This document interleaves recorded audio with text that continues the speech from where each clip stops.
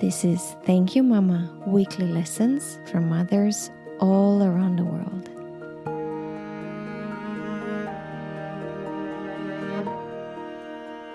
Hi and welcome to Thank You Mama. My name is Tajder and today we have a special episode because today I do not have a guest. Today I will be on my own. I will be your guest.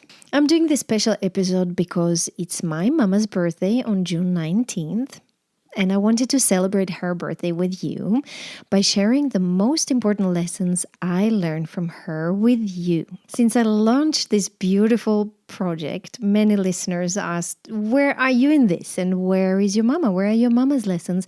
So they're coming today. My amazing mama is the reason I started this project.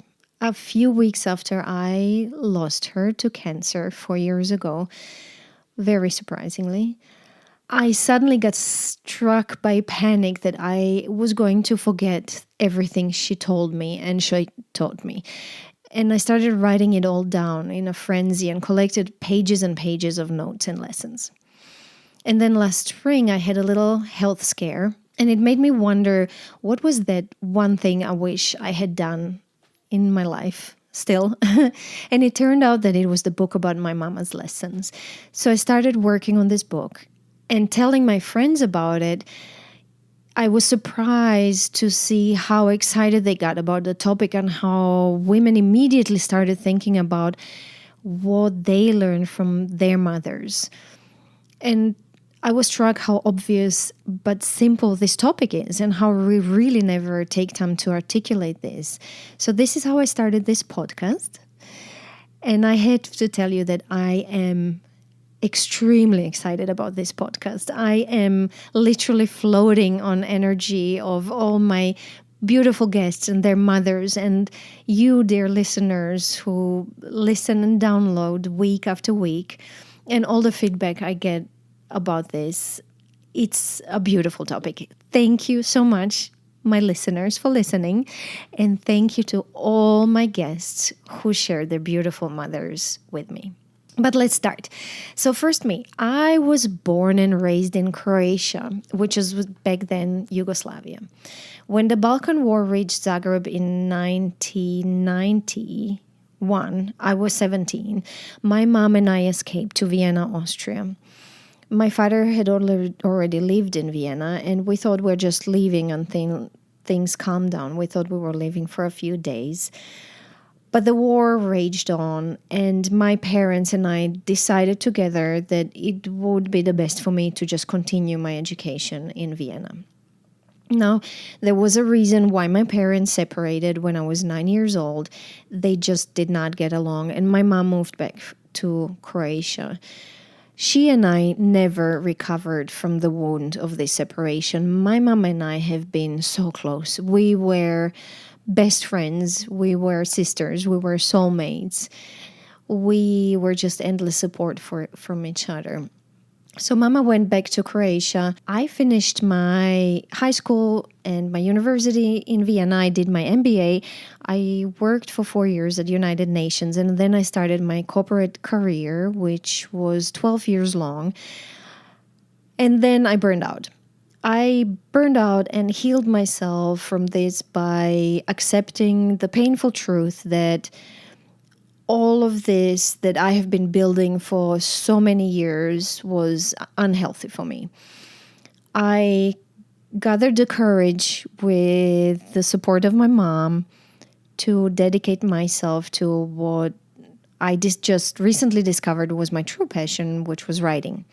So I published 2 memoirs and I wrote 2 other books, which unfortunately still in the drawers and waiting for a little bit of more of my attention.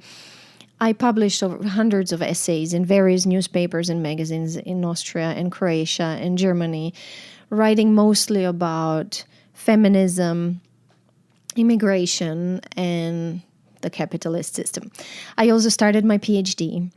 And today I'm happily married and have an amazing son.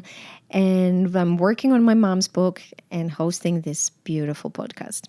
But let's talk about my incredible mama.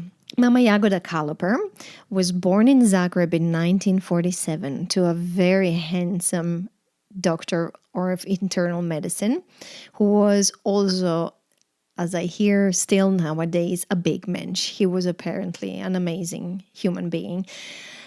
And his beautiful red-haired wife, who was a nurse. Jagoda has one sister. And when she was only 12 and her sister was 6, her mother passed away from a rare form of placenta cancer. The whole family never recovered from this loss. Jagoda's father never recovered. He remarried twice and then died of a heart attack when he was only 52 and Jagoda was 26. Jagoda was always a beautiful and very intelligent child. And like her mama and like me, she was very serious about her ballet school. But Jagoda also liked performing in the school theater. And when she was 17, she was approached by a director who invited her to a casting of his new film. Jagoda got the role. The movie was a success. And she was immediately offered the role in her next movie. This movie became a huge success, and Jagoda became a huge success. She had a leading role there, and at 18, she already won her first Yugoslavian Oscar. Movies followed, and she became celebrated equally for her beauty and her talent. She had a real movie career. She was kept on being awarded and celebrated and traveled to film festivals around the world, from Cannes to New York. Her face was shown on magazine covers. And while doing all of this and working on film, Jagoda decided to go to university and become an artist. She got accepted to the Academy of Fine Arts, in Zagreb. And she graduated from there in time and had her first exhibition, which was very well received. And Jagoda started building a parallel career that was equally successful and started doing graphic design, designing books. And I believe that every single book she designed got awarded for the design. She did industrial design and designed toys and created jewelry. And her creativity and her output were just endless. Now, Jagoda was always very rebellious. She always wanted better for our society and for the human race. She took an active part in the 1968 movement, and she was always proudly saying how she stood at the barricades when they were fighting for a better, more humane and more just world.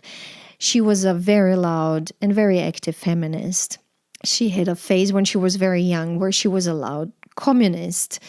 And then she had a phase when she criticized the communist system in Yugoslavia so loudly that a few times the secret police came to our door and took Mama away to hearings. Thankfully, it always had a good end. Now, Mama was also active for people around the world. In 1970s, she started a fund called Hungry Child. She donated all her awards and collected funds and bought medication and food and personally flew with every shipment to Africa, to the poorest parts of Africa, to make sure that the help reached those it was intended to, that the help really reached the hungry children. And mind you, this was 1970s. It was way before Angelina Jolie and George Clooney made this fashionable.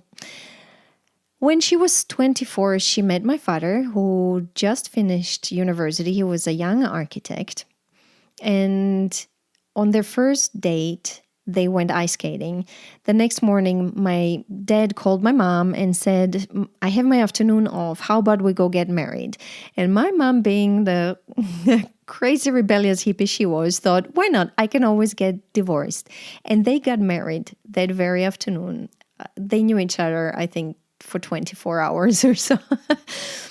The first few months of their marriage, they were married in secret. Nobody knew they were married. But then it came out and they started living together. And 3 years later, I was born. And as I already mentioned, they loved each other very, very much, but they also fought a lot. And when I was 9, they separated. And soon after, my father moved to Vienna, Austria. My mother took care of me and supported me through the very hard phase of my life, where I went through the very complicated scoliosis surgery and a very hard recovery. And only 2 years later, the war broke out and we escaped to Vienna and learned again that there was a reason why my parents separated. They just did not go well together. And a few months later, my mom returned to Zagreb. Croatia was still at war. And she continued living alone and stayed alone her whole life and working on her art. In her 50s, Jagoda asked for a video camera and started filming. We had no idea, and I think she had no idea what she was really doing. But when she was 62, her first art movie was finished. It was called Woman in the Mirror.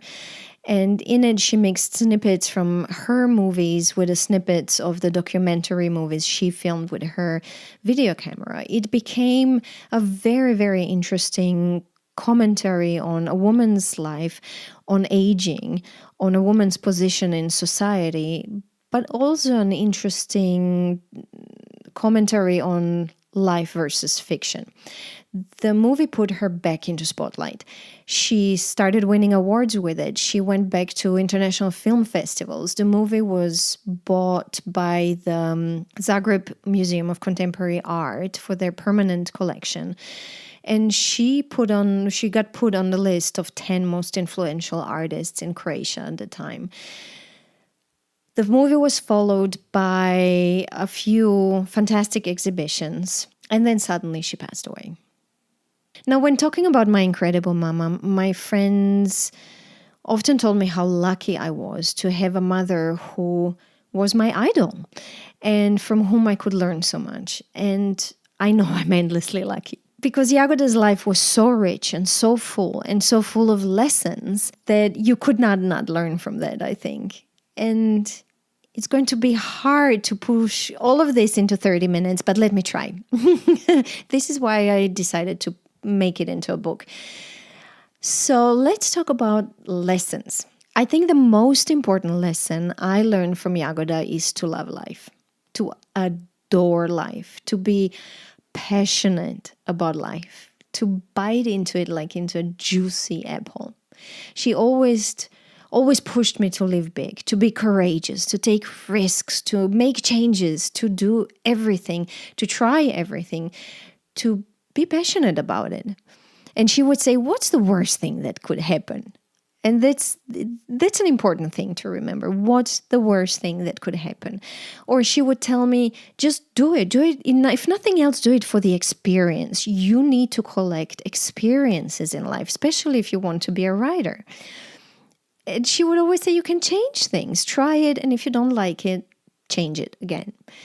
She never lived lukewarm. She was very, very full of passion about everything. She was passionate about her art, about social change, about justice. But she was then equally passionate about the blue sky, the ocean she and I loved diving into, the animals, nature. She loudly loved life. And we would walk around and she would say, look at this sky. Isn't the sky beautiful? And isn't this breeze gorgeous? Aren't we lucky to be alive? And she made me learn how to appreciate the simple things in life. A glass of red wine, And her home was decorated for enjoyment. It was cozy and warm and beautiful. And her home celebrated life. She loved people. She just loved being. And in one of her interviews, when she was yet again asked about her beauty, she said, beauty isn't about the way you look on this planet. Beauty is the way you exist in this planet. I'll never forget that. She also taught me to leave a mark, to build myself as a person, to educate and inform myself, to have an opinion about things that matter, to fight for justice, to see every situation from different angles, and to try to find the truth. She taught me, not by telling me, by the way she lived her life, to create.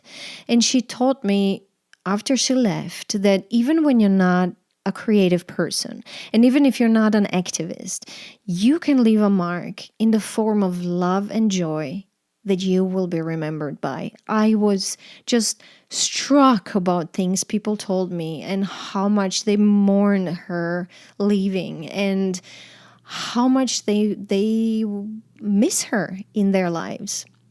Another important lesson is to be independent.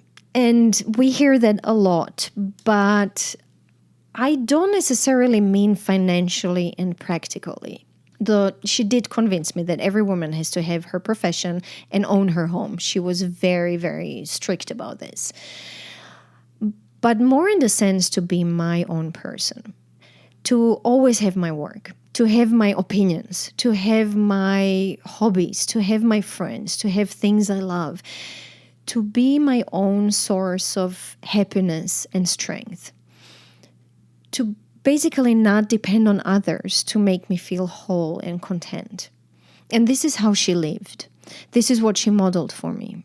Of course, she would have been happier in a wonderful relationship and with me at her side.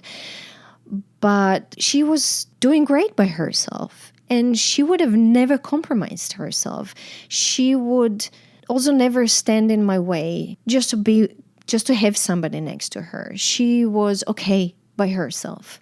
And she also taught me that we can have it all. She showed me and she taught me that we can be mothers and wives and be successful in 2 professions if we want to. She kept telling me that these things come in phases and that we should accept and respect each phase and have patience for each phase. Because she would tell me everything always changes and evolves. And when I had Kai, she said, it's okay. It's okay to concentrate on healing and on your child and on giving him what he needs now. There will be plenty of time for you to go back to yourself and to your work and things you love and you want. And I know I say this from a place of privilege because I did not have to work when I gave birth. But I think the point here is that we women need to be gentle with ourselves. We need to know that we have time and we do not have to do everything at once. That we can do and be everything we want, but we should be forgiving with ourselves and trust and take one step at a time. That took a lot of pressure from me. And then there's presence. Mama Jagoda had a presence. She would light up every room she entered because she was present. People adored her. People adored everything she did and created. They adored her thoughts and things she fought for. They adored her in the everyday contact when they didn't know who she was, that she was this famous movie star. People loved her at the dog park, people at the local store, nurses in the hospital during her last days of her life who had no idea who my mama was. Whoever entered our house, from a cleaner to a repairman, anybody was offered food and drink and to sit down and have a chat. Everybody was her friend and she just connected with people. I truly became aware of the extent of this presence and ability to connect with others when she passed away. Because people mourned not the movie star, people mourned the way she made them feel when they were next to her. This is amazing. I'm not sure if I learned it, but I'm trying my best. This connection comes from being present in the moment. And without ever learning Eastern spiritualism, Jagoda knew how to connect. She connected with nature, with situations, with people, with animals. And watching her create was amazing. She never planned much. She took a canvas and a brush and just started. And you watched it, and it was like she plugged into the universe, and this art just came pouring down through her hand. And when I was pregnant and asked her for her parenting tips, because in my mind she was the best mother in the world, she never forbade me anything. We never fought, really. She made it look so smooth and easy. And so I asked her how to deal with tantrums, and she said, you never threw a tantrum because you never had to push your will through. We were always connected. We were always one. And we really were. And then when I told her about my meditation practice, she said, I don't need to meditate. I meditate every moment. And she did. Jagoda was just always directly connected to the universe every single moment of her existence. Also, very importantly, she taught me to age gracefully. She never did any plastic surgery. It was very hard for her. I watched it and witnessed it, how often she would stand in front of the mirror and pull her face, pull her lines straight, and discussing plastic surgery and other things with her friends. But she never did it. Other things were way more important to her. And through this, I learned to love and accept yourself. And it's hard. It's not easy. But I think it goes back to beauty being the existence on this planet and not the way you look on this planet. And connected to this, I think we go back to it never being late to reinvent yourself.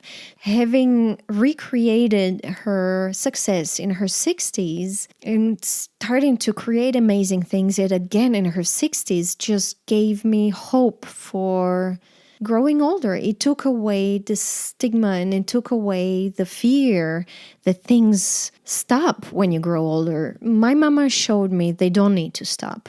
They just do not need to stop. There's so many amazing things I want to share with you. One of the funny things she taught me was Jagoda, celebrated for her beauty as she was, she never trusted professional makeup artists or hairdressers. For every film, every opening night, every award ceremony, Jagoda was doing her own makeup, her own hair. She never went to a hairdresser. She never had beauty treatments. She did everything herself. She never had her nails done. And she did it with pride. She often talked about it in her interviews. And I learned that from her. And I'm learning there is something very empowering in us women not needing other women or other people or money to feel beautiful and to always look presentable in our best. Of course, there were things Jagoda did not teach me. She was terribly, terribly, terribly, terrible with money. Money came in and immediately went out. She did not teach me how to save and invest money. She did not teach me how to cook and sew. She was able to do the most amazing dresses. She would do her own dresses very often for her premieres and her movies. She made dresses for me when I was little. She never taught me this. She said, you have better things to do and concentrate to, you can always pay other people to do this. But more importantly, she did not teach me how to control my emotions and my reactions. Jagoda was black and white, and she was very passionate and very emotional, and she was just as explosive as I am, or to put it the other way around, I am just as explosive as she was. Also, and this sounds weird, but she did not teach me how to manipulate situations or people. And I don't mean it in a bad way, like manipulate people into something they don't want to do, but just make certain things and situations easier for yourself and others. She did not know how to do this. She was just awfully straightforward and blunt, just the way I am. So yes, these were my mama's lessons, the most important lessons. All the others will be in the book. There are so many more. But to try to recap them, the most important lesson I learned from her was to love life, to be passionate about life, to comprehend or try to comprehend the magic of existence in this short time we have on this beautiful, beautiful planet.